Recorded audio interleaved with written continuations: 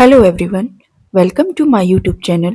Hi friends, I am Gunjan Jarwal और इस channel पर हम इंग्लिश सीखेंगे बिल्कुल आसान, सिंपल और प्रैक्टिकल तरीके से।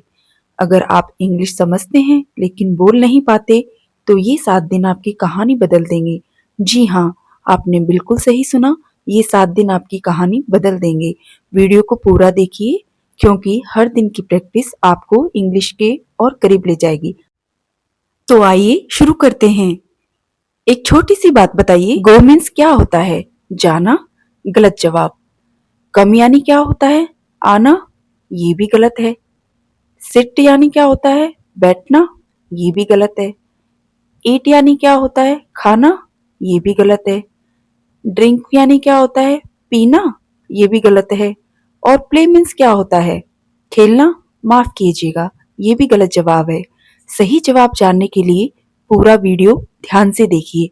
क्या आप जानते हैं, इतनी कोशिश और मेहनत के बाद भी आप आज तक अंग्रेजी बोलना क्यों नहीं सीख पाए? क्योंकि आपका तरीका गलत था। कैसे? आइए देखते हैं। जब हिंदी वाक्य में क्रिया के साथ ना, ने या नी आता है और अंग्रेजी में टू लगता है, तब वर्ब हमेशा फर्स्ट फॉर्म में होती है। एक छोटा सा वर्ड टू है, लेकिन इसका यूज बहुत इंपॉर्टेंट है। टू का मतलब होता है को या के लिए। अगर आप सोचते हैं कि मुझसे इंग्लिश नहीं होगी, तो मैं आपको बताना चाहती हूँ, इंग्लिश सब सीख सकते हैं, बस तरीका सही होना चाहिए, जिसकी एक छोटी सी झलक आप इस वीडियो में देखेंगे। तो आइए शुरू करते हैं। सबसे पहले हम देखते हैं कि आखिर गो यानी जाना गलत क्यों है। मान लीजिए कि आप मेरी क्लास में बैठे हैं और क्लास खत्म हो गई और मैंने आपसे सिर्फ एक शब्द कहा, गो। तो इसका क्या मतलब निकलेगा? इसका मतलब निकलेगा जाओ। जाना नहीं, जाओ निकलेगा। आप क्लास के बाहर खड़े हैं और मैंने आपसे सिर्फ एक शब्द कहा, कम। तो इसका क्या मतलब निकलेगा? इसका मतलब निकलेगा आओ। आना नहीं, आओ निकलेगा। आप क्लास में आ गए, मैंने आपसे सिर्फ एक शब्द कहा, सिट। तो इसका क्या मतलब निकलेगा? इसका मतलब निकलेगा बैठो। बैठना नहीं, बैठो निकलेगा। सामने कुछ खाने की चीज पड़ी है, मैंने आपसे कहा ईट। तो इसका क्या मतलब निकलेगा? खाओ। खाना नहीं, खाओ निकलेगा। सामने कुछ पीने की चीज पड़ी है, मैंने आपसे कहा ड्रिंक। तो इसका क्या मतलब निकलेगा? पियो। पीना नहीं, पियो निकलेगा। मैंने आपसे कहा प्ले। तो इसका क्या मतलब निकलेगा? खेलो। खेलना नहीं, खेलो निकलेगा। लेकिन अगर गो यानी जाओ होता है, तो जाना को अंग्रेजी में क्या कहेंगे? आइए देखते हैं। आइए हम एक नियम देखते हैं, आपको खुद ही पता चल जाएगा। नियम का नाम है ना, नी, ने का नियम। नियम ये है कि अगर किसी हिंदी वाक्य में किसी क्रिया के अंत में ना, नी या ने शब्द आते हैं, तो अंग्रेजी में उस क्रिया के पहले टू लगाया जाता है। क्या लगाया जाता है?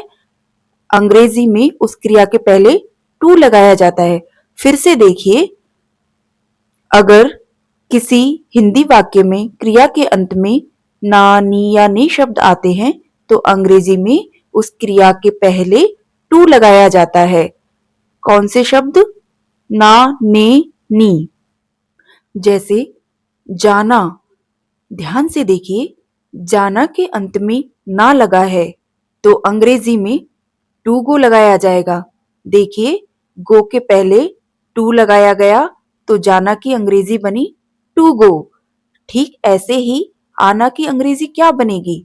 देखिए, आना के अंत में भी ना लगा है, तो आना की अंग्रेजी बनेगी टू कम।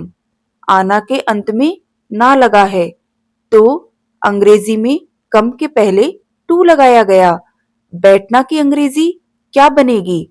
बैठना की अंग्रेजी बनेगी टू सिट, क्योंकि बैठना के अंत में भी तो ना लगा है और अंग्रेजी में सिट के पहले टू लगाया गया। तो अगर हिंदी में किसी क्रिया के अंत में ना, नी, ने आता है, तो क्रिया के पहले टू लगाया जाता है। लेकिन यह नियम हमारी अंग्रेजी सीखने में कैसे मदद करेगा? आइए देखते हैं। आपको अगर ये कहना हो कि मुझे जाना है, तो ध्यान से देखिए, जाना के अंत में ना लगा है, तो अंग्रेजी में टू लगाया जाएगा। मुझे जाना है, इसकी अंग्रेजी बनेगी आई हैव टू गो। ध्यान से देखिए, जाना के अंत में ना लगा है, इसीलिए अंग्रेजी में गो के पहले टू लगाया गया। आपको अभी ये सोचने की जरूरत नहीं है कि यहाँ पर आई क्यों लगाया गया और हैव क्यों लगाया गया। ये मैं आपको आगे सिखाऊंगी। अभी आप सिर्फ ना, नी, ने यानी टू पर ध्यान दीजिए। मुझे जाना है यानी आई हैव टू गो। आपको यदि ये कहना हो मुझे क्रिकेट खेलना है, तो ध्यान से देखिए, खेलना के अंत में भी ना लगा है, तो अंग्रेजी में टू लगाया जाएगा। तो खेलना की अंग्रेजी बनेगी टू प्ले, और मुझे क्रिकेट खेलना है, इसकी अंग्रेजी बनेगी I have to play cricket. खेलना के अंत में भी ना आया है, तो अंग्रेजी में प्ले के पहले टू लगाया गया है। आपको अगर ये कहना हो मुझे अंग्रेजी सीखनी है, तो ध्यान से देखिए, सीखनी के अंत में नी लगा है, तो ना, नी, ने में से कुछ भी आए तो आपको टू लगाना है।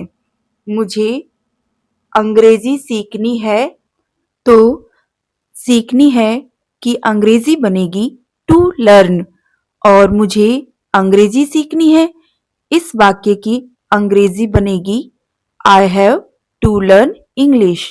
सीखनी के अंत में नी आया तो अंग्रेजी में लर्न के पहले टू लगेगा।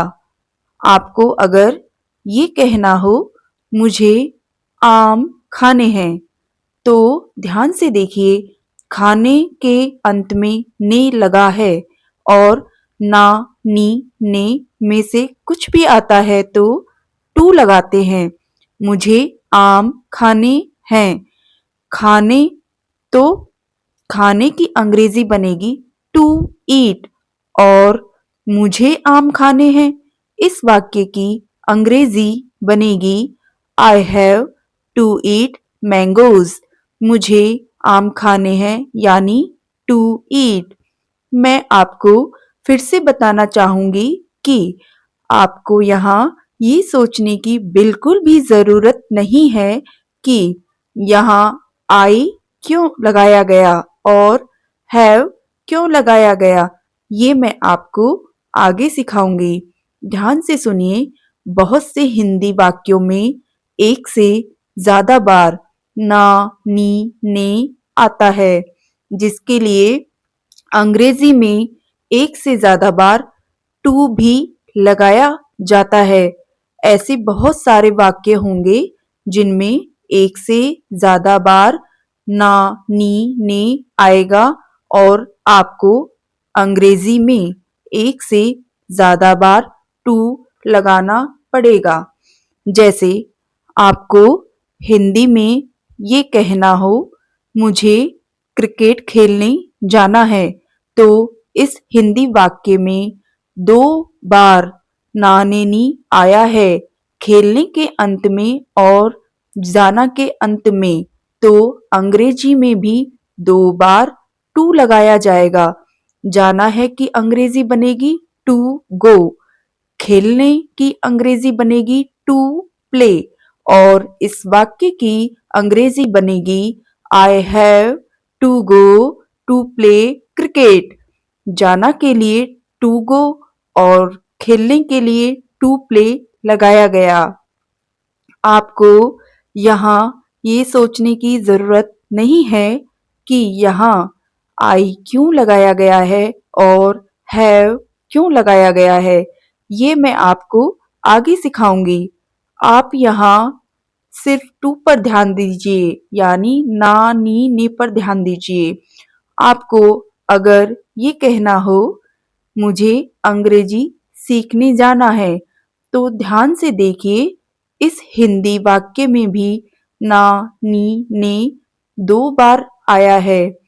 सीखने के अंत में और जाना के अंत में तो अंग्रेजी में भी 2 बार टू लगाया जाएगा, यानी अंग्रेजी बनेगी टू गो और सीखने की अंग्रेजी बनेगी टू लर्न। और इस वाक्य की अंग्रेजी बनेगी I have to go to learn English. मुझे अंग्रेजी सीखने जाना है। I have to go to learn English. जाना के लिए टू गो और सीखने के लिए टू लर्न लगाया जाएगा। और आपको ये भी कहना पड़ सकता है, मुझे अंग्रेजी बोलना सीखने जाना है। तो ध्यान से देखिए, इस हिंदी वाक्य में तो 3 बार ना, नी, ने आया है। बोलना के अंत में, सीखने के अंत में और जाना के अंत में। तो अंग्रेजी में 3 बार टू लगाना पड़ेगा।